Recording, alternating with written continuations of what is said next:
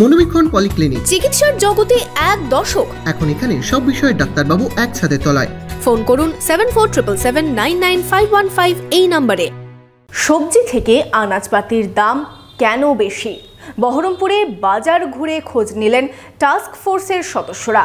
বৃহস্পতিবার সকালে এসডিওর নেতৃত্বে বিভিন্ন বাজারে চলল নজরদারি। যদিও ক্রেতাদের দাবি সবজির দাম এখনো নাগালের বাইরেই। আপনার আনন্দে আমাদের উদযাপন।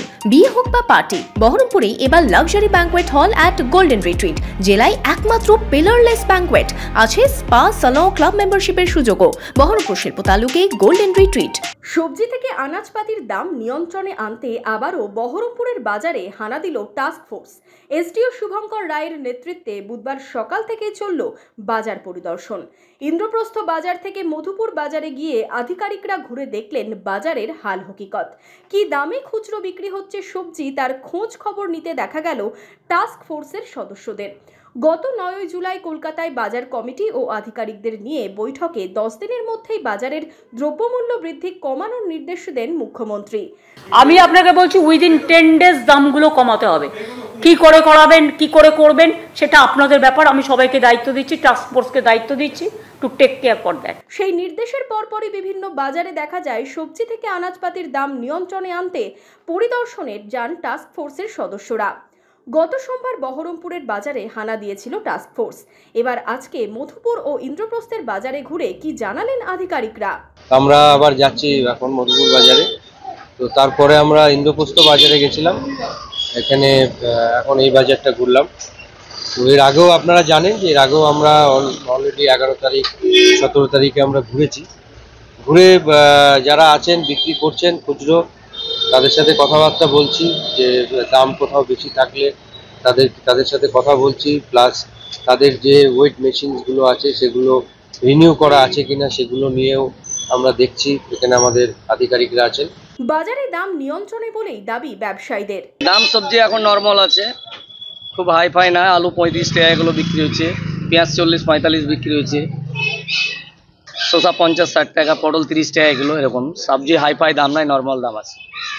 অনেক জায়গায় দেখা যাচ্ছে সবজি হাই ফাই দাম, হয়তো সেই জায়গায় আমদানি নাই সবজি, হয়তো আমাদের এখানে লোকাল সবজি আমদানি হচ্ছে, ওর জন্য। অফিসাররা জিজ্ঞেস করলো যে আমি পেঁয়াজ কি দাম বেচছি। পেঁয়াজ আমি 45 টাকা বেচছি, খুচরো আমাদের 35 টাকা কিনা 45 টাকা বেচছি।